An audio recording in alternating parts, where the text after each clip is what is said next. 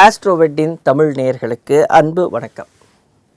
ஸ்ரீராம ராம ராமேதி ரமே ராமே மனோரமே சகஸ்ரநாம தத்துல்யம் ராம நாம வராயினி புத்திர்பலம் யசோதைரியம் நிர்பயத்வா மரோகுதா அஜாட்யாம் வாக்படுதாம் ச பவான் ஹனுமத் ஸ்மரேத் சீதா லக்ஷ்மண பரத சத்ருக்ன ஹனுமத் சமேத ஸ்ரீராமச்சந்திரமூர்த்தி பரபிரம்மே நமோ நமः. ஸ்ரீராம நவமி, ஸ்ரீராமருடைய ஜென்ம நட்சத்திரம் நவமி திதி. இந்த புண்ணிய காலம் ஏப்ரல் மாதம் 5ஆம் தேதி வருகிறது. எல்லோருக்கும் இராமாயணத்தை பற்றி நன்றாக தெரியும். ஒவ்வொரு விஷயத்தையும் ஆழமாக சிறுவயதிலிருந்தே படித்தவர்கள், சிறிய சிறிய விஷயங்களையும் மிகவும் நேர்த்தியாக கற்றவர்கள், கற்றறிந்த பெரியவர்கள் உங்கள் குடும்பத்தில் இருப்பாங்க. அவங்க கிட்டக்க கொஞ்சம் அமர்ந்து நீங்கள் பணிவாக ஸ்ரீராமனுடைய சரிதையை கேட்கணும். இந்த ஸ்ரீராம நவமி அப்படிங்கிற இந்த புண்ணிய நாள், ஸ்ரீராமச்சந்திரமூர்த்தி திரேதாயுகம், அந்த திரேதாயுகத்தில் அயோத்தியில் பிறந்து எல்லா விஷயங்களையும் கற்று தேர்ந்து அப்பா அம்மாவினுடைய சொல்லுக்கு கட்டுப்பட்டு யார் எதை கேட்டாலும் உடனே தரக்கூடிய வள்ளலாக இருந்து அப்பாவினுடைய சொல்லிற்கு மறுபேச்சு பேசாமல் உடனுக்குடன் ஆரண்யத்திற்கு சென்று அங்கே சீதையுடன் நடந்த விஷயங்களும், பிறகு ராவணன் என்கின்ற ஒருவரும் அவரை வதம் செய்து பிறகு மீண்டும் அயோத்திக்கு வந்து பரதனுடைய அன்பு கட்டளைக்கு இணங்க மீண்டும் ராஜ்யத்தை பெற்று பல ஆயிரம் வருட காலங்கள் அயோத்தியிலிருந்து இந்த புண்ணிய சேத்திரமான இந்தியாவில், இந்த பாரத தேசத்தில் அவருடைய ஆளுமை, அவருடைய திறம், அதே நேரத்தில் அவர் இருந்த காலத்தில் பார்த்திங்கன்னா நல்ல மழை,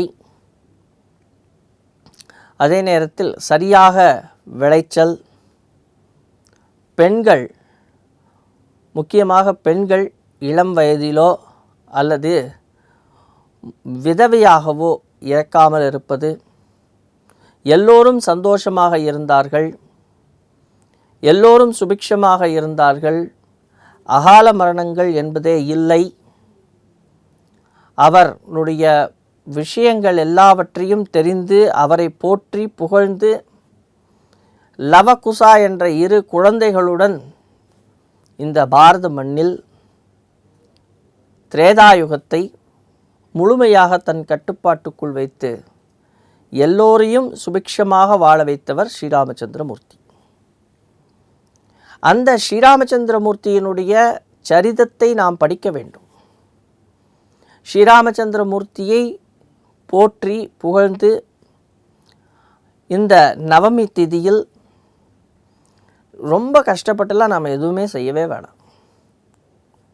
ஒரு 2 பூ, அவருக்கு நீர் மோர் போதும், பானகம், அதே நேரத்தில் அந்த பைத்தம்பருப்பை ஊற வச்சு கொஞ்சம் உப்பு போட்டு ஒரு சின்ன பச்சை மிளகாவை கட் பண்ணி போட்டு தாளித்து விட்டிங்கன்னா போதும்.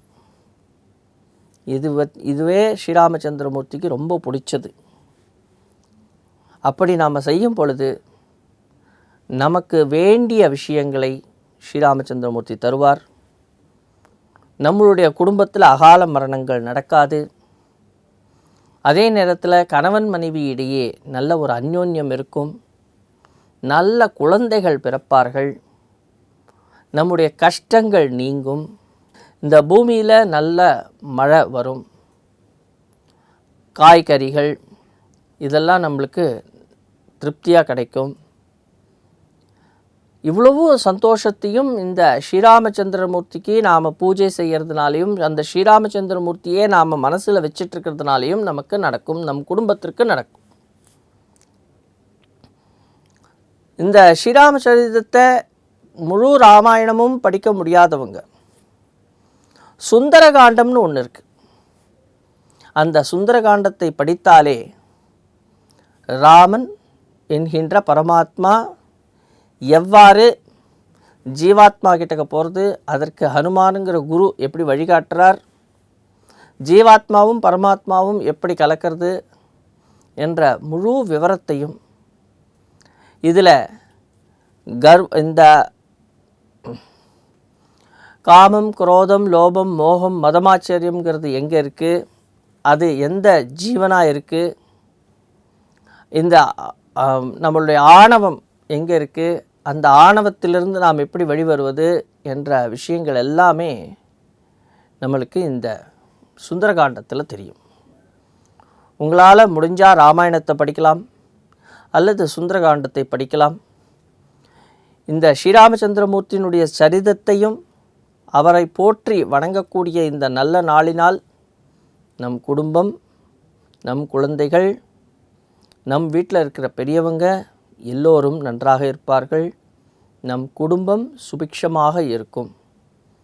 ஜெய் ஸ்ரீ ஸ்ரீராமச்சந்திரமூர்த்திக்கு ஜெய்.